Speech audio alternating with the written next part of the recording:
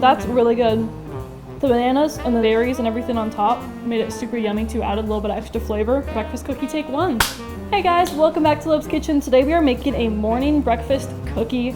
This is honestly just a great way to like spice up your mornings. Maybe you have a 7 a.m. and it's early and you don't want to make a 3-course meal. While it's a cookie, it tastes super sweet. It's super good for you. Oats, bananas, honey. So we're gonna take this half a banana and just mash it up really good. 4 tablespoons of milk. I'm gonna do about half a tablespoon of honey, a tablespoon and a half of peanut butter. We're gonna do 4 tablespoons of oats, and then 1 tablespoon of raisins. We're gonna stir all of those ingredients up, and we're gonna throw that bad boy in the microwave. It's nice and hot, so be careful while you take it out. But here is our breakfast cookie. Let's dress it up and make it kind of cute. I'm gonna grab my backpack and I'm going to class. See you guys next time.